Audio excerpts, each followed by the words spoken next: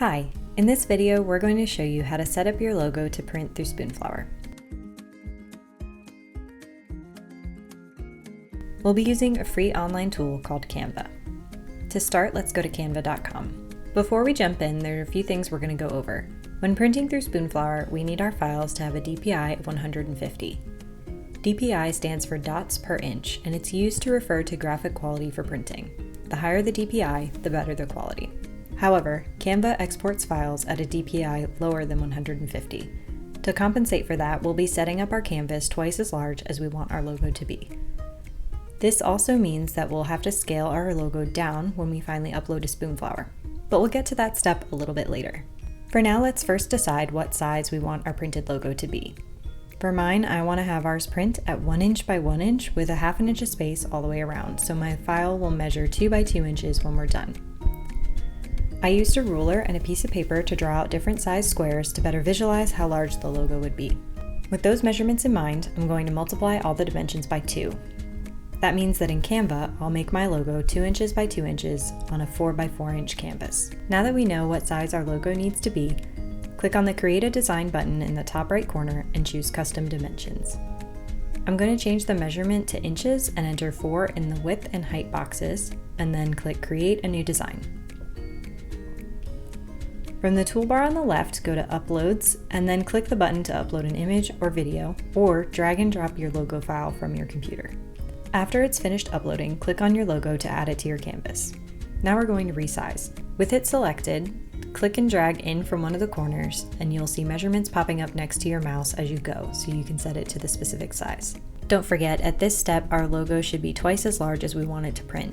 Because I want mine to be 1 inch, I'm resizing it to 2 inches here. Resizing the logo might make it move off from being centered on the canvas, so to fix that, click on your logo and go to Position in the top right corner and align it to both the middle and the center.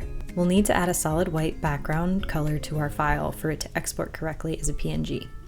From the left toolbar, click on Elements, and under Shapes, select the square. In the top left corner of the canvas, you'll see a box matching the color of the shape. Click on that to change the color, and select white from the default colors. After selecting the color you want, resize the box to fill your entire canvas. I'd suggest even making it a little larger than your canvas to be sure that everything is completely covered. With the shape still selected, right-click and choose Send to Back. If your logo has a background color that isn't white, consider making the background match so that it prints seamlessly. You should see any background color in your file listed under Photo Colors. Now we're ready to export. In the top right corner where it says Untitled Design, go ahead and click to rename your file. Then click the Download button and select one of the file type options from the dropdown. I'd recommend sticking with the default PNG.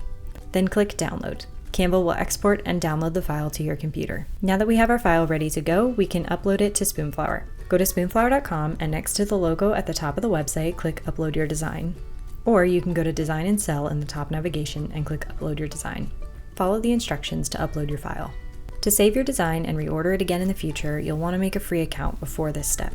Once the logo is done uploading to the site, you'll see a screen like this. Here's where we'll customize how the logo repeats and where we can adjust our logo's size. We have a few different options for repeating patterns. A basic repeat, which is the default option, a half drop, half brick, centered, and mirrored. For this project, we'll want to avoid using the centered or mirrored options, but feel free to play around with either the basic, half drop, or half brick options to see what works best for you. Now it's time to resize.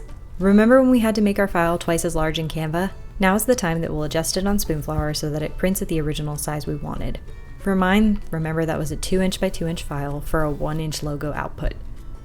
Under Design Size, I'm going to keep clicking the smaller button until the measurements listed underneath are 2 inches by 2 inches. Now that my repeat is set and it's resized how I want, I'm going to click Save this layout. To see how your logo looks on fabric or other products, click on View All Products in the links on the left, and on this page you'll see all of our product options. You'll find masks all the way at the very bottom. You can click on any of the images from this product page to learn more about the specific product and to order it. We hope you had fun following along with this tutorial, and we can't wait to see what you create.